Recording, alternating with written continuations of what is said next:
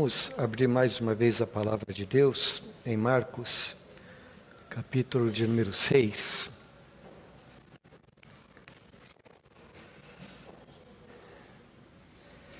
Evangelho de Marcos, capítulo 6, hoje iremos ler do versículo 45 até o versículo 56.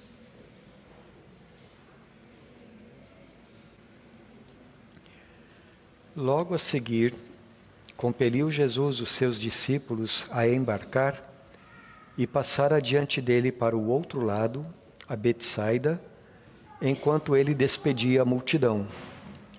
E tendo-os despedido, subiu ao monte para orar.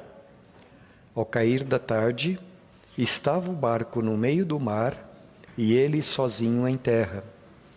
E vendo-os em dificuldade a remar, porque o vento lhes era contrário, por volta da 4ª vigília da noite, veio ter com eles, andando por sobre o mar, e queria tomar-lhes a dianteira.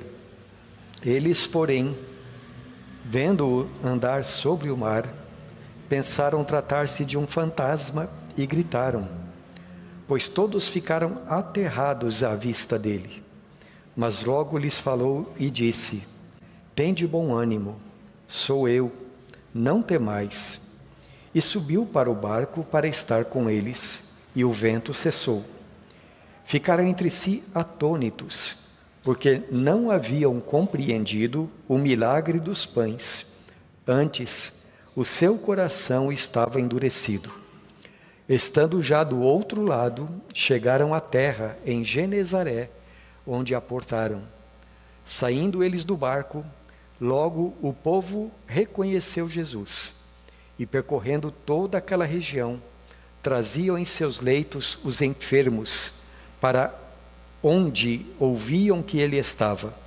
Onde quer que ele entrasse, nas aldeias, cidades ou campos, punham os enfermos nas praças, rogando-lhe que os deixasse tocar, ao menos na orla da sua veste, e quantos a tocavam, saíam curados. Até aqui, meus irmãos.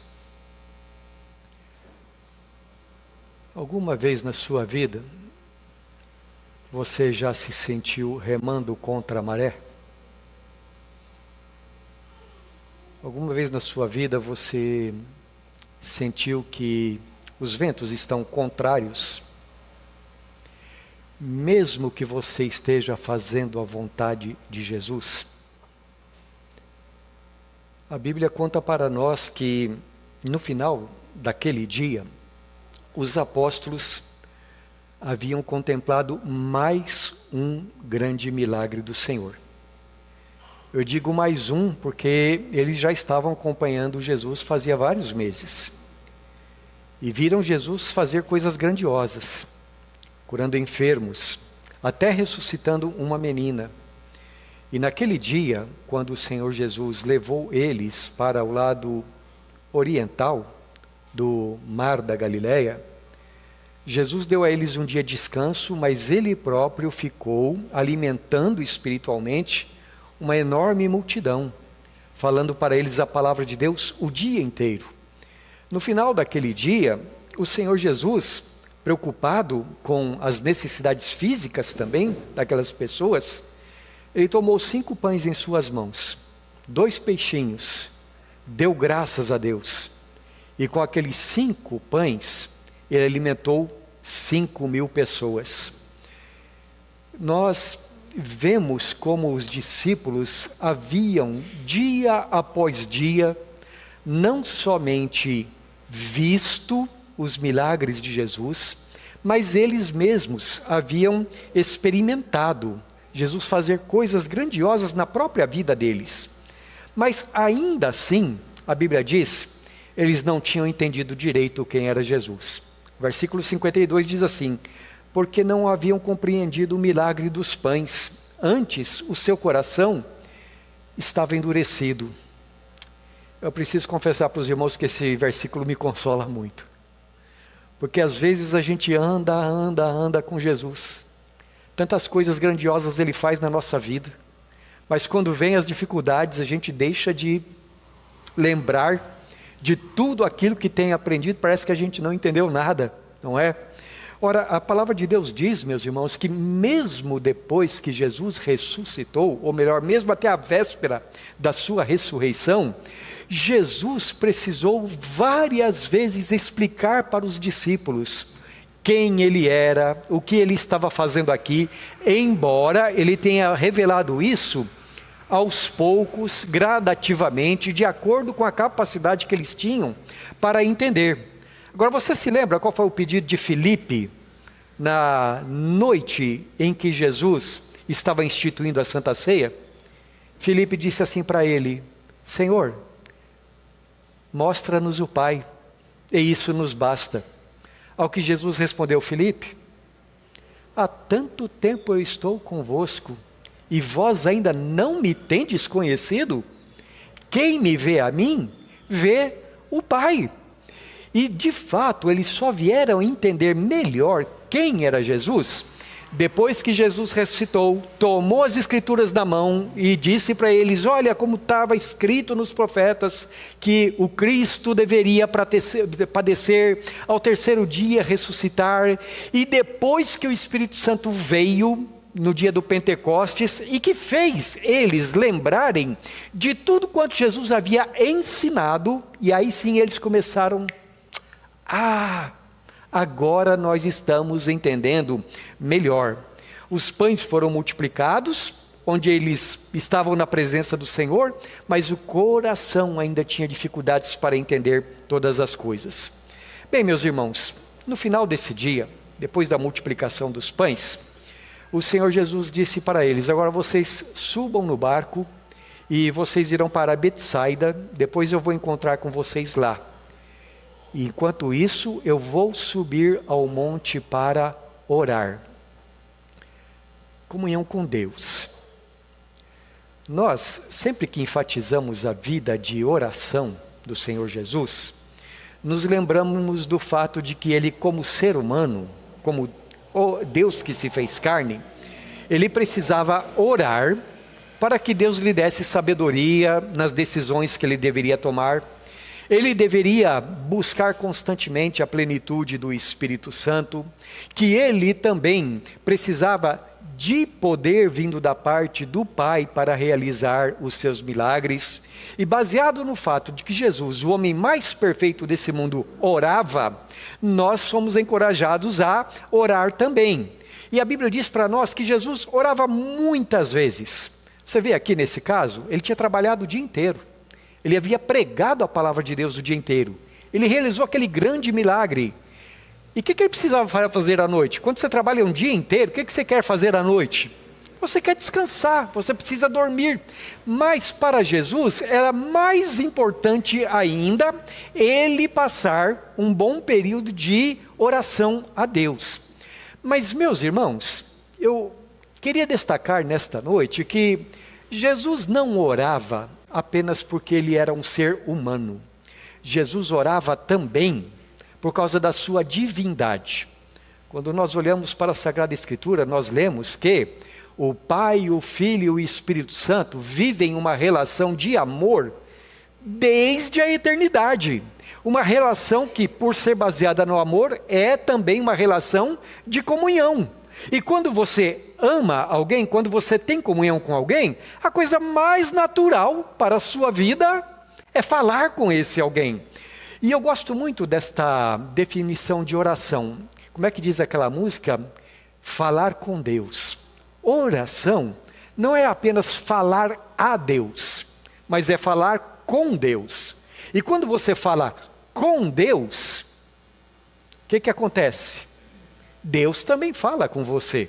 Então o Pai Celestial e o Filho passavam longas horas, digamos assim, do ponto de vista humano, desfrutando daquela comunhão que eles sempre tiveram. O que Jesus, depois de subir ao céu, o que ele está fazendo agora, lá no céu, de acordo com a carta aos Hebreus, sentado à direita de Deus? Estão os dois assim calados e olhando para frente? Não, eles estão naquela eterna comunhão. Jesus está neste momento, naquele desfrute, digamos assim, do amor de Deus, um desfrute que dura para sempre. Bem, Jesus estava ali e ele havia prometido para os discípulos dele que mais tarde ele os veria. E então ele está ali orando no monte, e lá do monte, o que ele vê acontecendo? Ele olha lá para o mar, e os discípulos estão no meio do mar. E o que está acontecendo com os discípulos? Os discípulos estão, diz aqui o versículo de número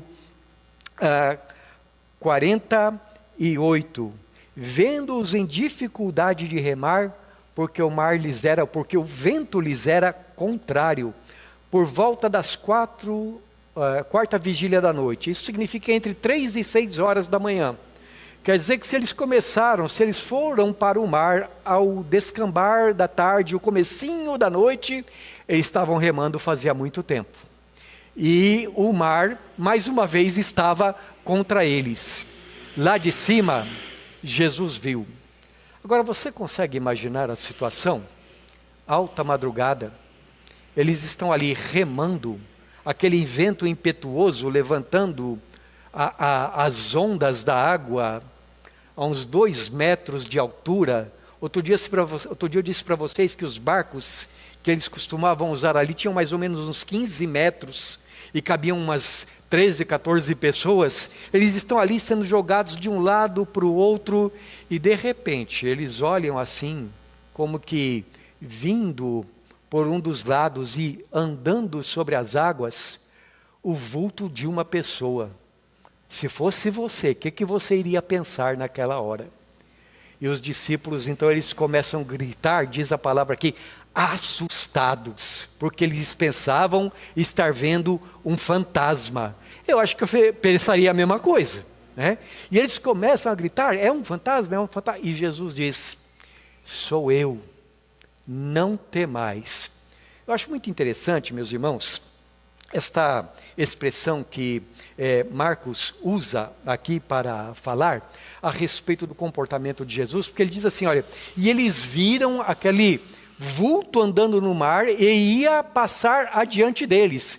Quer dizer, lá na frente eu te pego. Alguma coisa assim foi na mente deles, né? O que significa isso? Essa expressão, queria passar adiante deles, que é peculiar aqui a Marcos, não tem nos outros evangelhos. Esse verbo que Marcos usa aqui, ele é usado algumas vezes lá na tradução grega do Antigo Testamento. A famosa Septuaginta, né, como a gente costuma chamar. E as várias vezes que ela é usada, ou em algumas das vezes que ela é usada, ela está se referindo a aquelas, como nós chamamos agora, de epifanias, teofanias do Antigo Testamento.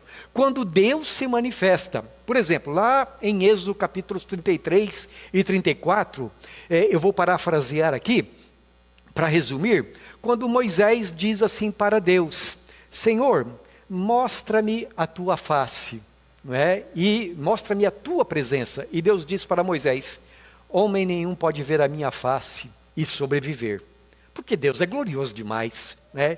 Então Deus continua dizendo para Moisés, então suba numa penha e ali eu vou passar por você, mas quando eu estiver passando a minha mão vai te cobrir, vou colocar você entre as pedras e a minha mão vai te cobrir para te proteger, porque o ser humano não pode contemplar a minha face. Então diz lá o texto, o Senhor passou adiante de Moisés. E quando Deus se revela ali, a glória do Senhor se manifesta ali, Moisés ora a Deus dizendo, Senhor, Senhor Deus compassivo, clemente e longânimo, e grande em misericórdia e fidelidade. Ele não chegou a ver a face de Deus, mas só de Deus passar assim, o coração dele se encheu da glória do Senhor. Ele se encheu de alegria e ele disse, que Deus maravilhoso é este. Ora, essa é a mesma expressão que Marcos está usando aqui quando ele diz que Jesus queria passar na frente do barco. Isto é, Jesus estava ali manifestando também a sua glória. O problema é que o coração dos discípulos não estava entendendo. Às vezes, meus irmãos, Deus está passando e a gente não percebe. Às vezes as bênçãos estão acontecendo e a gente está com os olhos fechados para ver, não é? Um exemplo bobo que eu quero dar para vocês, né? Essa semana eu estava conversando com um dos irmãos, que eu desci aqui para o nosso templo, fiquei sentado ali e fiquei olhando. Aquelas paredes cheias de reboco. O piso todo, como é que eu posso usar a expressão, Milena? Remendado. Tudo feio, tudo sem pintura ainda. Eu fiquei ali sentado e, meus irmãos, eu fiquei pensando, Senhor, que bênção. Por que está tudo desse jeito lá embaixo? O que está acontecendo? Daqui a pouco, depois do culto, o Breno vai falar com vocês. Como Deus tem nos abençoado. De tantas formas Deus tem nos abençoado. Quando Deus passa, mesmo, e aqui, olha que coisa gloriosa, mesmo quando o nosso coração não está conseguindo entender, Ele continua abençoando. E então, quando eles dizem assim, é um fantasma, veja a resposta do Senhor Jesus no versículo 50. Tem de bom ânimo. O que quer dizer bom ânimo, Luiz? Ajuda o teu marido, Marineide. O que é bom ânimo, gente? Todo mundo sabe. Oi, querida. Coragem. Não desanime. Não desanime. Erga-se diante das circunstâncias. Tem de bom ânimo. E aí Jesus usa uma expressão, meus irmãos, que nos evangelhos tem um sentido cristológico. Assim, quando Jesus diz assim, sou eu, na verdade, lá no texto grego está escrito ao contrário. Está escrito assim, eu sou. E vocês se lembram do significado dessa expressão, eu sou? Lembram-se, por exemplo, no Evangelho de João, quantas vezes Jesus fala isto? Eu sou a luz do mundo. Eu sou o caminho, a verdade e a vida. Eu sou o príncipe da paz. Eu sou o pão da vida. O que mais que ele fala? Esse é o João Batista, né? Que diz, voz do que clama no deserto. Mas Jesus diz, eu sou a porta. Eu sou o bom pastor. Antes que Abraão existisse, eu sou. E se vocês não crerem que eu sou, irão morrer nos seus pecados. Várias vezes Jesus usa essa expressão, e todas as vezes que ele usa, ela tem esse sentido assim que hoje a gente chama de cristológico. Elas apontam para a eternidade de Jesus, para o fato de que ele veio a este mundo, enviado do céu pelo Pai para nos salvar. E também nós sabemos, é essa expressão que é usada lá em Êxodo novamente, capítulo 3, quando Moisés pergunta assim para Deus, Senhor, quando o povo de Israel me perguntar, qual é o nome do Deus que te enviou? O que Deus responde para ele? Eu sou, me enviou a vós. É esse mesmo Deus aqui. E ele diz assim, não percam o ânimo, coragem, eu sou. E ele termina dizendo, não temais. Então, Jesus entra no barco, o vento cessa, o mar se acalma, eles chegam à terra firme, Jesus continua a fazer a sua obra. Mas, meus irmãos, veja o versículo de número 51, eu acho engraçada essa última frase. Subiu para o barco para estar com eles e o vento cessou, ficaram entre si atônitos. A palavra atônito significa sem saber o que pensar.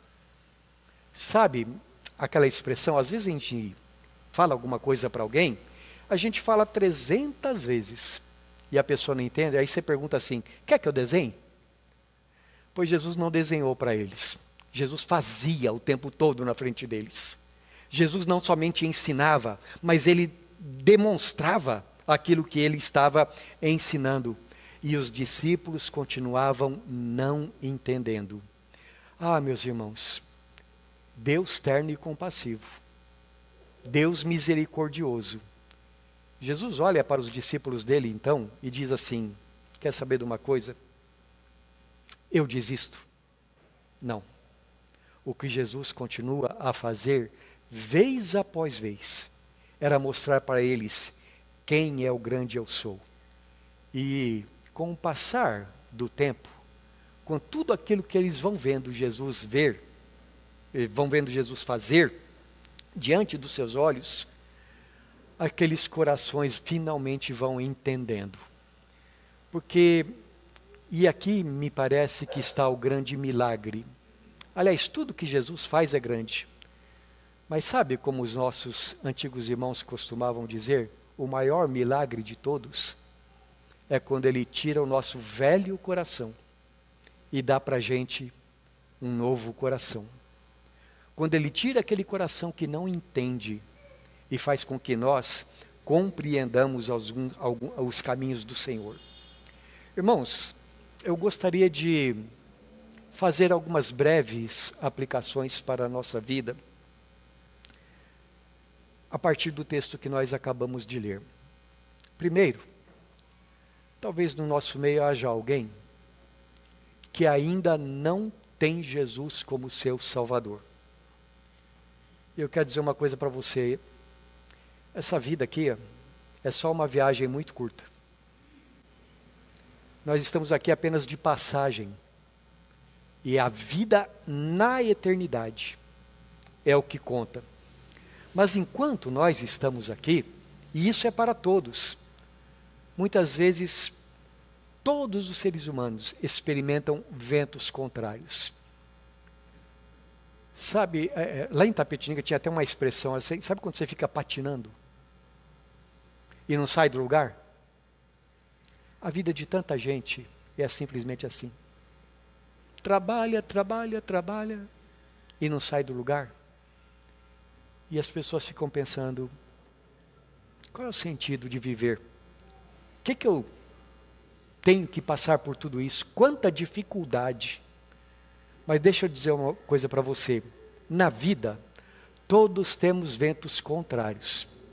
A diferença é se Jesus está no barco ou não. A diferença é se você tem Jesus ou não. Porque se você tiver Jesus no barco com você, então você sabe que aquele que é todo-poderoso está cuidando de você. Então, se você ainda não é crente em Jesus, deixa eu dizer uma coisa para você, o tempo de se tornar crente é agora. A hora de se tornar crente é agora, é hoje. Entrega a sua vida para Jesus. Confia naquele que diz assim, eu sou. Não tenha medo, tenha coragem. Entregue o seu coração para Ele. Passe a seguir Jesus. Mas, em segundo lugar, eu quero me dirigir a você que já é crente, que está a caminho do céu. Às vezes, crente em Jesus, você sentirá que mesmo ou antes, fazendo a vontade de Jesus, por fazer a vontade de Jesus, você vai sentir que você está remando contra a maré. Você vai sentir que tudo nesse mundo parece conspirar contra você. Mas deixa eu dizer uma coisa, o que Jesus está fazendo lá do céu? O texto nos diz, versículo 48, vendo-os em dificuldade para remar. Não pense que Jesus não vê o que está acontecendo. Não pense que Jesus não está se envolvendo. Ao contrário, o texto diz, porque o vento lhes era contrário, por volta da 4ª vigília da noite. Deixa eu perguntar, Jesus não podia ter ido na 1ª vigília? Na 2ª vigília? Se você está no meio da tempestade lá, você quer que Jesus chegue para ontem, não é? Mas Jesus sabe a hora dele agir. Ele sabe como agir. Confia em Jesus. Confia que Ele virá. Confia que quando Ele chegar, a bonança se fará. E você chegará a um porto seguro. Na hora certa, do jeito certo, tudo se acalma. O seu coração vai experimentar somente uma coisa: tenha bom ânimo. saiba quem Ele é. E como é que diz o cântico antigo? Como é que diz, Bernadette? Com Cristo no barco, tudo vai muito bem.